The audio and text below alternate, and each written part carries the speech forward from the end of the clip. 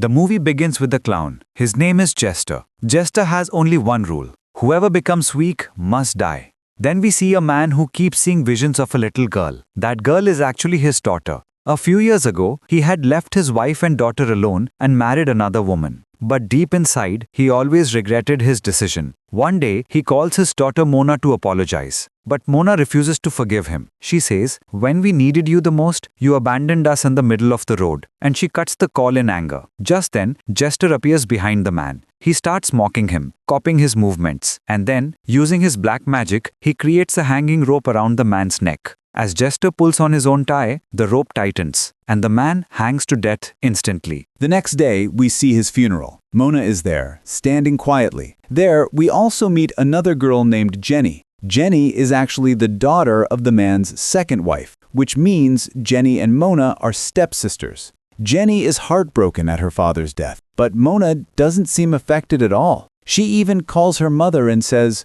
"Good that he's dead." From her words, it almost feels like maybe Mona and her mother had something to do with his death. Just then, Mona notices something strange. Jester is dancing right next to her father's grave. She looks away for a second, and when she looks back, he's gone.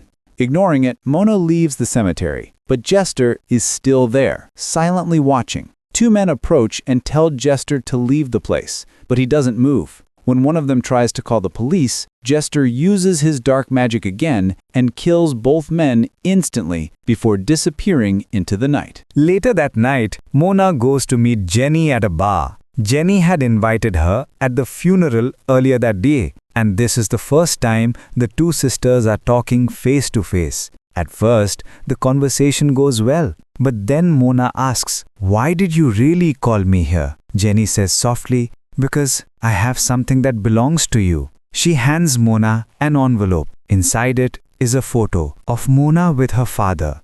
Mona asks, "How did you get this?" Jenny replies, "The night our father died, this photo was with him." But Mona isn't moved. She says coldly, "Say whatever you want, but we can never be friends." Then she adds, "I still remember everything he did to us." Both of them get emotional, because deep down, Mona never received a father's love.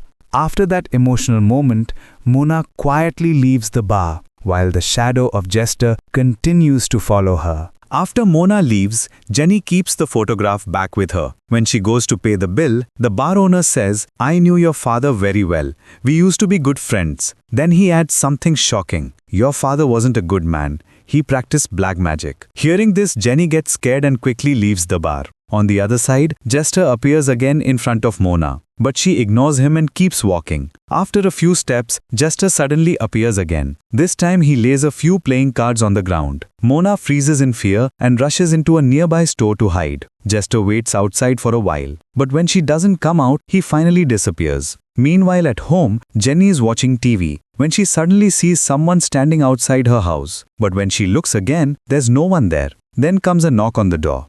Jenny nervously opens it only to find that it's just her friends. She lets everyone in with a sigh of relief. Elsewhere, Mona encounters Jester again, and once more, he lays down the playing cards in front of her. This time, Mona decides to play along. She picks one card, then another. Both cards turn out to be the Ace of Spades. According to Jester's rule, Mona has just won his game. Back at Jenny's house, her friends invite her to join them at the Halloween festival. But Jenny isn't in the mood. She declines and walks toward her late father's room. There, she suddenly sees the shadow of her dead father on the wall. Terrified, she runs out and joins her friends at the festival instead. Meanwhile, Jester is still following Mona. Frustrated, Mona tries to push him away, accidentally knocking down her liquor bottle. Jester picks up a piece of broken glass from the ground. Mona looks at him and says, "I know why you picked that up."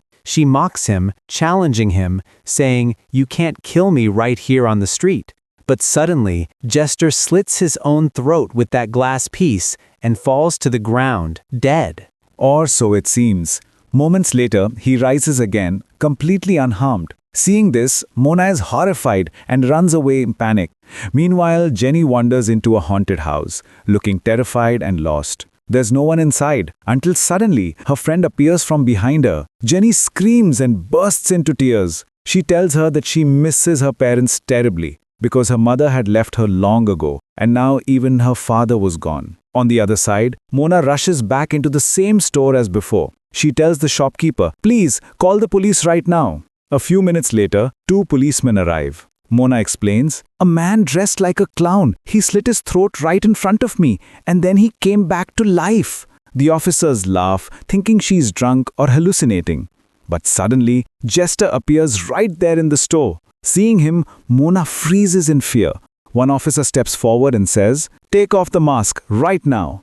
He assumes it's just a prankster trying to scare her, but he has no idea what horror he's about to face. The police order Jester to put his hands up and prepare to be arrested. But instead, Jester calmly pulls out a pair of handcuffs from his own pocket and locks both his hands together. Then, as he raises his hands in the air, the handcuffs vanish from his wrists and suddenly appear on the hands of the two police officers. Before anyone can react, Jester takes off his hat and places it on one officer's head. And in an instant, that officer's head disappears completely. Everyone screams in terror. Jester starts dancing with the headless officer's body, mocking everyone in the room. The second officer, trembling, fires a bullet, but Jester catches the bullet midair with his fingers. Seizing the moment, Mona escapes from the store and runs for her life. Inside, Jester kills the second officer and slowly walks out. Meanwhile, at the Halloween festival, Jenny is sitting alone when she suddenly sees her father in the crowd. She stands up and starts following him, completely unaware of what's waiting ahead. Her friend stays behind, and that's when Jester appears. He challenges the boy to play a game. He places 3 glass cups on a table and hides an object under one of them. He tells the boy to guess where it is. The boy lifts the first glass, and yes, the object is there. But when he lifts the second glass, he finds his own teeth lying underneath it. Blood pours from his mouth. He panics in horror. Then Jester lifts the third glass, and this time there are 2 human eyes under it. The boy's own eyes. The boy collapses, unable to see anymore. As he falls on his terrified friend, Jester walks toward them and breaks one girl's leg with his cane. Then he turns his glowing eyes toward Jenny. Her friend screams in pain, begging for help. Jester tells her to be quiet, and suddenly her voice stops. She's choking, unable to speak. Watching her friends die in front of her, Jenny cries out, "Please, do whatever you want with me, but leave my friends alone."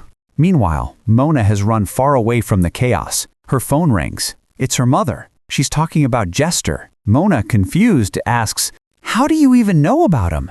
Then she looks up and sees Jester standing in the distance, staring straight at her.